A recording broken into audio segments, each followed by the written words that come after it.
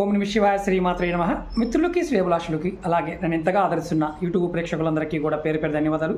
మిత్రులారా, మీ అందరికీ పరాదేవత ఎల్లవేళలా మీతో ఉండి మీ మనోవాంఛ నెరవేర్చాలని మనస్ఫూర్తిగా కోరుకుంటున్నాను. ఈరోజు మనం చాలామంది మిత్రులు ఈ మహమ్మారి వచ్చి వెళ్ళిన తర్వాత నుండి ఆర్థికంగా చాలా ఇబ్బందులు పడుతున్నాం. గురువుగారు, మాకు ఆర్థికమైన పరిపుష్టిత లేదు, ఏదైనా తేలికైన మార్గం చెప్పండి, మాకు ధనాకర్షణ కలగాలి, మాకు డబ్బు కావాలి, మేము పరిహారాల పాయింట్ ఆఫ్ వ్యూలో పెద్దవి మేము చేయలేము, మాకు తేలికైన మార్గం ద్వారా ఏదైనా సాధ్యమవుతుందా అని చాలామంది అడిగారు. అందులో కూడా 100% రిజల్ట్ రావాలని అడిగారు.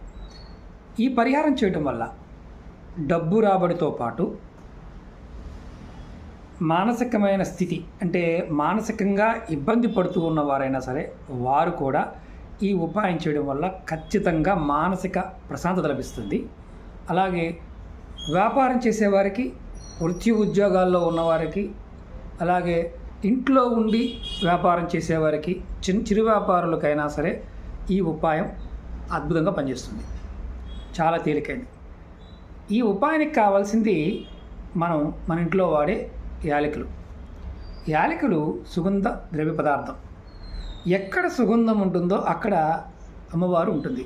చాలామందికి తెలియదు ఏంటంటే సుగంధ వనవాసిని అని మనం వింటాం. అమ్మవారు ఎక్కడ సుగంధ పరిమళాలు ఉంటాయో అక్కడ స్థిరంగా ఉంటుంది.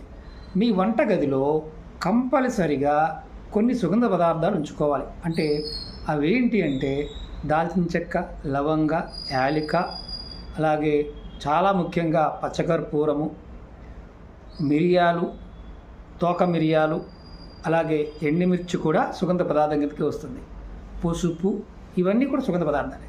అమ్మవారికి ఇవన్నీ ఇష్టం. మీ ఇంట్లో ఎప్పుడూ కూడా వీటిని పూర్తిగా అయిపోయే విధంగా చూడకండి, కంపల్సరీగా ఉంచుకోండి. అలాగే ముఖ్యంగా ఇంకొకటి ఏంటంటే, మీరు ఇంట్లో దొరికే ఈ లవంగలతో, యాలకులతో చాలా ఉపాయాలు చెప్తూ ఉంటాం. ఈరోజు ఈ ఉపాయానికి 10, ఖచ్చితంగా 10 అంటే 10 మనకి యాలకులు కావాలి, ఎలాచి. మీరు ఏం చేస్తారంటే రాత్రి పడుకునే సమయంలో మీరు ఈ 10 ఎలాచీని ఒక చిన్న బౌల్లో కానీ, గాజు బౌల్ కానీ, లేకపోతే స్టీల్దైనా పర్వాలేదు, లేదంటే ఒక పేపర్లో, తెల్లటి పేపర్లో అయినా సరే కట్టుకొని మీరు పడుకునే మంచం ఏదైతే ఉంటుందో, మంచం మీద పడుకున్నా, కింద పడుకున్నా, ఎక్కడ పడుకున్నా సరే మీరేం చేస్తారంటే ఈ 10 ఇలాచీని మీ పక్కన, అంటే తల కింద కాకుండా పక్కన పెట్టుకోండి. ఓపెన్ బౌల్లోనే పెట్టుకోవచ్చు, ఓపెన్గా కూడా పెట్టుకోవచ్చు. ఇలా మీరు రాత్రిపూట నిద్రపోయే ముందు ఈ యాలకులు పెట్టుకోవడం, పడుకుని నిద్రలేచిన తర్వాత ఆ యాలకులు పక్కన పెట్టుకోవడం, ఇలా మీరు రెగ్యులర్గా చేస్తూ ఉంటే ఈ సుగంధ శక్తి వల్ల మీకు లక్ష్మీ ఆకర్షణ కలుగుతుంది. అంటే మనం నిద్రపోయిన తర్వాత మన శరీరంలో ఉన్న నెగటివ్లన్నీ కూడా బయటకు వస్తాయి. మంచం మీదనే జరుగుతాయి ఇవన్నీ. అలాంటప్పుడు మనకి తెలియకుండానే కొంత నకారాత్మకతను కూడా మనం తీసుకోవడం జరుగుతుంది నిద్రలో. అలాంటప్పుడు మీరు ఏంటంటే కంపల్సరీగా మీరు ఇలా యాలకులు ప్రతిరోజు కూడా మీరు పడుకునే మంచం పక్కన పెట్టుకుంటూ ఉంటే మీ మీద నెగటివ్ అనేది తొలగిపోయి లక్ష్మీ ఆకర్షణ కలుగుతుంది. లక్ష్మీ ఆకర్షణ అంటే డబ్బుకు సంబంధించి, ధనానికి సంబంధించి, ఆస్తులకు సంబంధించి ఇలాంటి ఏదైనా సరే మీకు జాతకరీత్యా ఇబ్బంది పడుతూ ఉన్నా సరే ఆ ఇబ్బంది తొలగి మీకు ప్రశాంతమైన చిత్తం, ప్రశాంతమైన మనసు వచ్చి మీరు సరైన నిర్ణయాలు తీసుకొని లక్ష్మీదేవి యొక్క అనుగ్రహంతో మీకు మంచి లాభాలు కలుగుతాయి. ఇది ప్రయత్నపూర్వకంగా చేసి ఖచ్చితంగా కామెంట్ చేయండి. ఎందుకంటే ఇది చాలా తేలికైంది, అద్భుతంగా పనిచేస్తుంది. అలాగే చాలా సమస్యల మీద వీడియోలు చేస్తూ ఉన్నాను, పాత వీడియోలన్నీ షేర్ చేస్తూ ఉన్నాను. మీకున్న సమస్యకి ఏదైతే మీకు అర్థమవుతుందో ప్రయత్నించేయండి. అలాగే మీకు ఈ వీడియో నచ్చినట్లయితే 10 మంది మిత్రులకు షేర్ చేయండి. అలాగే కంపల్సరీగా లైక్ బటన్ని క్లిక్ చేయండి.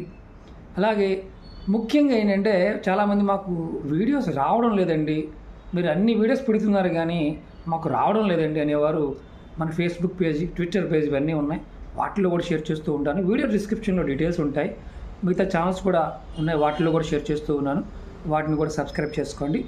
ఎందుకంటే ఈ ఛానల్లో మిస్ అయినా ఆ ఛానల్లో మీకు నోటిఫికేషన్ వస్తుంది కాబట్టి ఖచ్చితంగా మీకు ప్రతి వీడియో చేరడానికి అవకాశం ఉంటుంది. అలాగే నెక్స్ట్ వీడియోస్లో మీకు వంటగదిలో చాలామంది డబ్బులు దాస్తూ ఉంటారు. మన ఆడపిల్లలు చాలామంది రకరకాల పదార్థాలు పెడుతూ ఉంటారు. ఏ పదార్థంలో డబ్బులు పెట్టడం వల్ల ఎటువంటి లాభాలు, ఎటువంటి నష్టాలు కలుగుతాయో నెక్స్ట్ వీడియో ఒక్కొక్క వీడియో చేస్తాను. మీకు కొత్త వీడియోలన్నీ చేస్తూ వస్తాను. అలాగే మీకు నా విన్నపం ఏంటంటే ఖచ్చితంగా మీ అభిప్రాయాన్ని మీరు ఉపాయాలు చేసినప్పుడు కొన్ని ఉపాయాలకి ఎవరికి చెప్పకూడదని చెప్తూ ఉంటాను. ఉపాయం చెప్తున్నప్పుడు వాటిని ఎవరికి చెప్పకండి, వాటి గురించి డిస్కషన్ చేయకండి, ఎందుకంటే శక్తి కోల్పోతారు. అది గుర్తుంచుకోండి. మీ అందరికీ కూడా మరొకసారి అమ్మవారి అనుగ్రహం చేత ఖచ్చితంగా ఫలితం రావాలని కోరుకుంటున్నాను. ఓం నమః శివాయ, శ్రీమాత్రే నమః.